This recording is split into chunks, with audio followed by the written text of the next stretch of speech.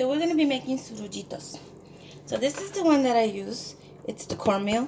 While I speak to you, I'm going to use, so you can see, it's just 1 cup of water. This is my measurement. I'm not a cook. I don't have the fancy dancy stuff, so this is what I use. 1 cup of water. And I have the same cup here filled with the cornmeal. So I'm just going to put that cup of water to boil. So while I speak, that's boiling. And this is what I use. It's just cornmeal, right? I like this one because it's just very fine. And since it's so fine, like I said, I can use the same amount of water with the same amount of cornmeal. And it just makes it easier for me. Okay, so like I said, I'm not a cook. I don't know anything about measurements. So I also use the Country Cock, just because this is the one I buy. And it's just a regular small spoonful of it. I don't know if that's a teaspoon, a tablespoon. I have no idea. So that's just me. I'm sorry. And then salt. I don't know how to measure either. I just do like 1, 2, 3. That's my measurement. 3 little shifts, 1, 2, 3. So let's see, I guess it's 1, 2, maybe 3 pinches of salt. I'm sorry, like I said, I'm old school. And I use Splenda because I'm diabetic, so I can't use regular sugar. So I just put 1 little Splenda in there. I just like the difference of the taste. Sometimes I don't use the whole thing, but okay. So then I'm just gonna put the butter in that cup of water and let it just melt and boil. I know Puerto Rican people hate it when we do that, but you know, it's our thing. So remember, it was 1 cup of water, and I have here the same cup of the cornmeal. It actually has a little less, so I'm just gonna open up really quickly. New one, just to make sure, right, that it really is 1 and 1. Okay, so these are just corn fritters, I guess you would call them. Okay, again, cornmeal, harina de maíz. Like I said, I really like this one because it's very fine. I've tried others and they're not. So as you can see, it's boiling, right? So once it comes to a boil, then you can take it off. I like to leave it on for a little bit, I'll show you. Take it off, and while I'm doing that, I'm gonna start calentando, heating up my corn oil. So the first thing I do is I put half of it in. I don't put it all. A little more than half maybe. Just because I really want it to kind of cook in there maybe. I guess that's the way of saying it. And if I put it all, it gets really thick very fast. And it just doesn't give me enough time to just cook it and make it nice and soft. Right? Hope you're seeing this. It's the first time I ever videotape anything, so I hope it comes out good for you guys. So as you can see there, it's done, right? So I just put in the whole rest of it. Just mix it around. And that just makes it the consistency a little better to make the actual surujo, because the other way was it'll just be too soft. And then you won't be able to make the little, I guess mold is what the word I'm looking for. So as you can see, all I'm doing is just kind of aplastando, like folding it, I guess real cooks would say. I'm not a real cook, I'm sorry. So just, making sure I don't have any of the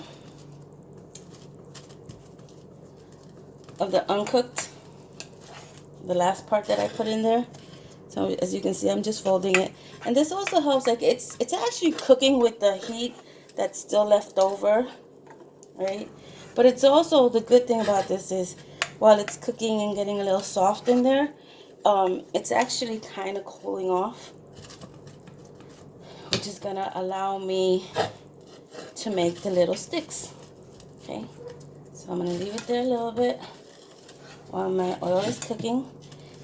And then I'm just going to start to shape it. So you can't let it get too cold because it gets really hard really quick. So what I'm going to do is the same spoon that I used to measure the little thingy majig, the butter. So you can see, you just take it, kind of squish it, see it's flat, and then just roll it like if you did Play-Doh. See, there's a small one there. Let me get a plate.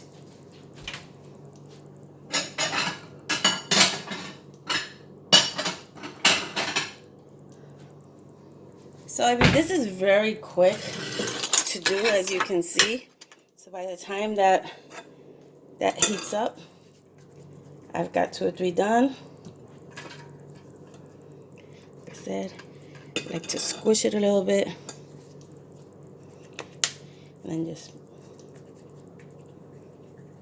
yeah, that one's a better size. Hope you're seeing this. Okay, again, just Play-Doh, think Play-Doh. So I put it on high, right? But now I lowered it to medium because it's getting really hot. Let me put it, okay, kind of medium. Yeah, it is medium. So again, squish it, make the little surullos. So the good thing about this is that if it's just for you, it's gonna be a little too much, just for you. But you can freeze them, right? Once they're done, if you're gonna eat them again in the afternoon, then don't freeze them. But if you're just gonna eat them today, and you know you're not gonna eat them in a while, then just freeze them, right? So now while I'm doing this over here, I already kind of have my half dozen or whatever I know I'm going to eat. So squish it up, right? So I'm gonna start to put it in. It's a little hotter than I wanted it because I don't like to, although it really is already cooked, but I kind of like to leave it there a little bit more. I know you see that? It's frying up, right? So while that happens, what I do is I take some mayo. And trust me, the first time I saw this, I went, ew! But it is awesome. There's 1 scoop of mayo. I really don't have a measurement. Like I said, I'm not a cook. Don't know how to measure. But here goes the ketchup. Let's see if we can try to measure. Yeah, it is kind of half and half. Maybe a little more ketchup than mayo. I don't know. But you'll see. So while that's cooking, I'm just making my sauce. If it gets too red, I mean, it depends what you like. I really like the taste of mayo more than the taste of ketchup for some reason. So to me, it's a little dark. I don't know if you're seeing that. So I'm just going to put just a little bit. That, as you can see, just 1 scoop of each is kind of enough for what I'm doing there for me. And then, you know, I'm a hot sauce type of gal. So, either your Tabasco sauce, either your Tabasco sauce or whatever you want to use, whatever hot sauce, tapatio, whatever, just mixing it around, making sure they don't get stuck together. And you can kind of tell, right? It's just going to get hard, which is why I like to put it back to medium and then a little bit less than medium, and then I push it back up. I like to freeze. I don't even understand it. Trust me, I'm not a cook. I don't know what I'm doing. I don't know how to explain what I am doing, but I know what I'm doing. So this is the hot sauce from Puerto Rico that I like, because it is kind of sweet, but it is picante. So just, I don't know, if you don't like it too hot, put less. If you like it more hot, then put more. I don't know how to explain it. You should know your heat level, right? And then just mix that all up in there. And my surullitos are done. So you can see in the time it took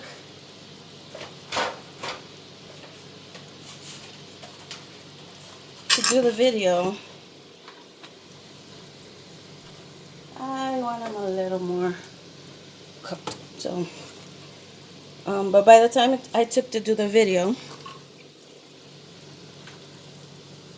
as long as you touch it and you can kind of hear the little crunchy, you know, don't let it get too dark. That one, because it just doesn't look pretty. I don't know. It just shouldn't get too dark. And that's it. That's Toruditos, right? Now I'm just gonna make the remainder of the masa before it gets too, like I said, if it gets cold, kind of gets crumbly, and it won't allow you. If for some reason it starts to stick to your hands, just take like a little drop of water, and that'll make it better. So I hope you like. Hope this helps, and bon appetit.